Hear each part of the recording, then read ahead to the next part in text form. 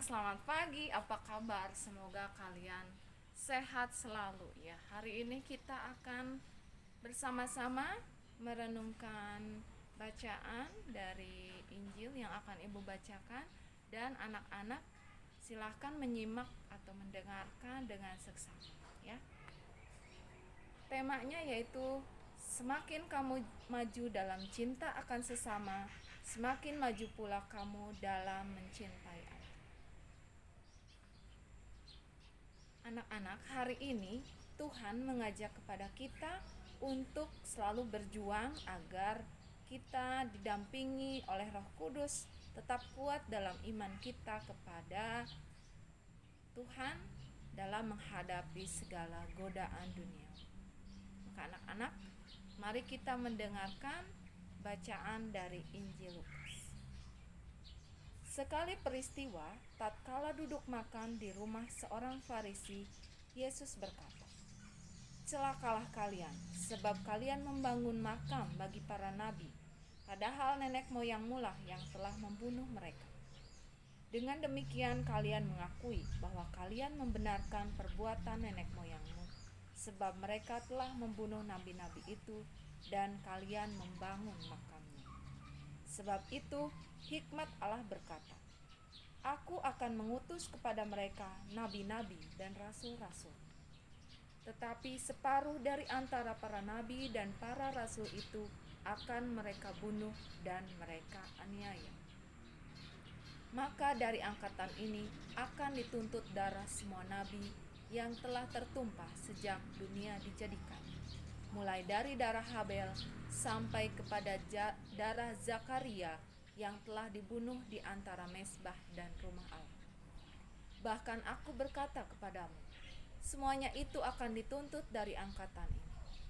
Celakalah kalian, hai ahli-ahli Taurat, sebab kalian telah mengambil kunci pengetahuan. Kalian sendiri tidak masuk ke dalamnya, tetapi orang yang berusaha masuk, kalian halang-halangi."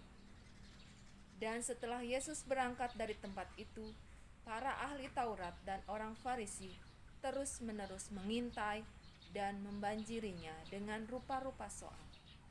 Dengan itu mereka berusaha memancingnya, supaya mereka dapat menangkapnya berdasarkan sesuatu yang diucapkannya. Demikianlah Injil Tuhan. Terpujilah Kristus. Ya, dari bacaan ini bahwa Tuhan telah memerintahkan kepada para nabi dan para rasul untuk mengamalkan kebaikan, untuk mengajarkan kebaikan kepada umatnya.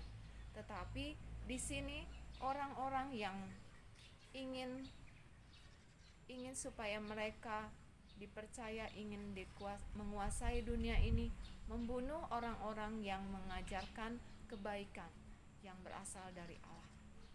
Salah satunya adalah nabi-nabi yang diutus oleh Tuhan, yaitu Yesus.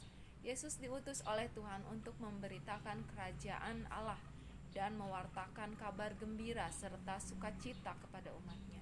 Tetapi di sini Yesus mengancam kedudukan orang-orang ahli-ahli Taurat, para imam. Mereka iri hati, mereka dengki kepada Yesus karena Yesus banyak pengikutnya dan selalu mengalahkan ucapan-ucapan para ahli Taurat itu dengan kata-kata Yesus yang sangat baik dan membawa kepada kebaikan.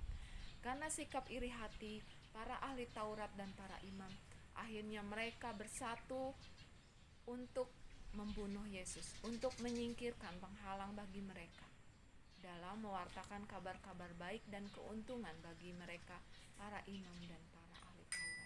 Bahkan di situ disebutkan bahwa dari sejak zaman dulu para nabi, para rasul dibunuh oleh orang-orang, disiksa supaya tidak memberitakan lagi tentang kerajaan Allah. Para ahli Taurat, para imam ini ingin bahwa kekuasaan atau orang-orang banyak itu mengikuti dia, mengikuti jalan mereka. Mereka kalah jumlah di sini. Jadi mereka iri hati dan dengki. Akhirnya timbullah niat-niat jahat untuk membunuh dan menyingkirkan orang-orang yang menghalangi jalan mereka.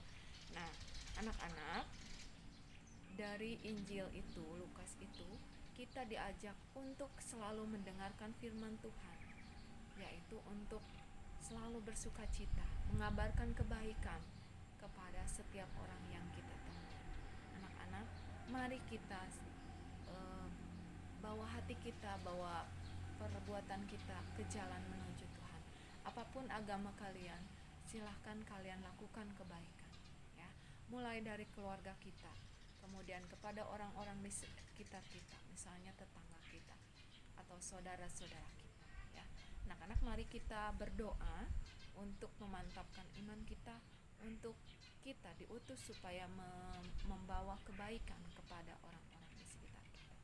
Mari kita berdoa dalam nama Bapa dan Putra dan Roh Kudus. Amin.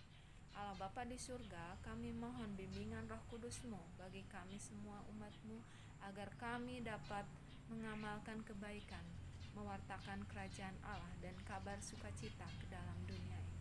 Tuntunlah kami supaya dijauhkan dari sifat iri hati dan dengki kepada orang lain, sehingga kami semua dapat saling bersatu, saling mengasihi, dan mewujudkan kerajaan-Mu di dunia ini. Kemuliaan pada Bapa dan Putra dan Roh Kudus, seperti pada permulaan, sekarang, selalu, dan sepanjang segala abad. Amin. Dalam nama Bapa dan Putra dan Roh Kudus. Nah, anak-anak, sekian dulu renungan dan doa dari Ibu Mimin. Semoga anak-anak selalu bahagia, selalu sehat, selalu ceria, membawa kebahagiaan bagi orang-orang di sekitar kamu, terutama kepada orang tua, ya, yang sudah mendampingi kamu, kepada saudara-saudara kamu. Itu saja dari Ibu. Selamat belajar. Anak-anak harus tetap semangat, ya. Jaga kesehatan kalian, jangan sampai lupa makan, tapi harus makan dengan teratur, bergaya hidup sehat, yaitu lakukan olahraga, anak-anak, ya. Oke, sekian dulu. Dadah, selamat belajar, selamat beraktivitas.